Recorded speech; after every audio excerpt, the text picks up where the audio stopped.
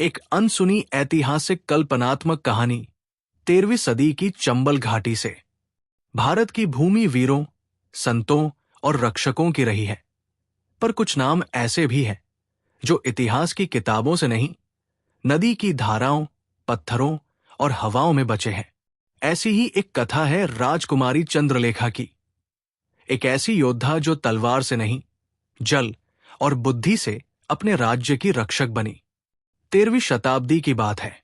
चंबल घाटी में फैला था एक समृद्ध राज्य, मालवा साम्राज्य। यहां की धरती उपजाऊ थी, नदियां निर्मल और लोगों का जीवन शांत।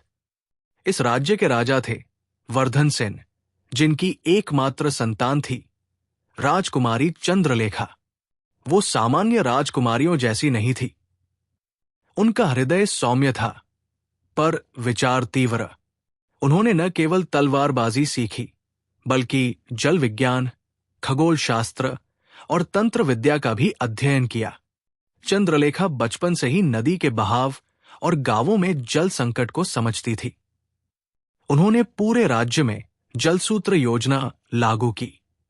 हर गांव में कुएं और तालाब बनवाए, पहाड़ियों से जल संचय नहरें तैयार की और नदी से जुड़ी एक गुप्त सुरंग प्रणाली जो आपात स्थिति में जल को मोड़ सकती थी। लोग उन्हें प्यार से कहने लगे जल देवी। दक्षिण दिशा से एक महत्वाकांक्षी और क्रूर राजा रणविजय ने मालवा पर नजर डाली। अगर चंबल मिल जाए, उसने कहा, तो उत्तर भारत की नाड़ी मेरी मुट्ठी में होगी। रणविजय की सेना विशाल थी, तलवारें चमक रही थी, हाथियों के पांव कांपती धरती को गूंजा रहे थे।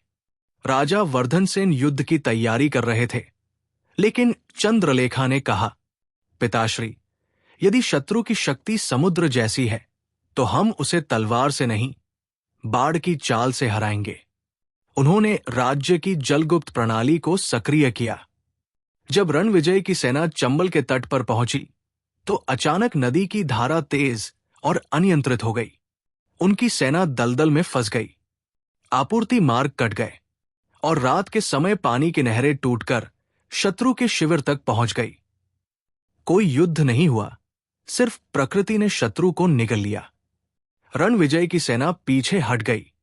चंद्रलेखा ने न सिर्फ राज्य बचाया, बल्कि दिखा दिया कि प्रकृति से जुड़ी बुद्धिमत्ता तलवार से कहीं अधिक शक्तिशाली होती है।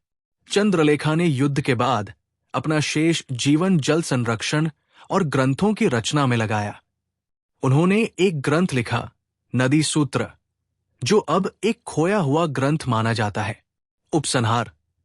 आज भी चंबल घाटी में एक खंडहरनुमा किला है, जहां लोग कहते हैं कि पूर्णिमा की रात एक स्त्री की परछाई दिखती है जो नदी की ओर देख रही होती है। कहते हैं वो चंद्रलेखा है, अपनी चंबल की रक्षक, आज भी जाग रही है।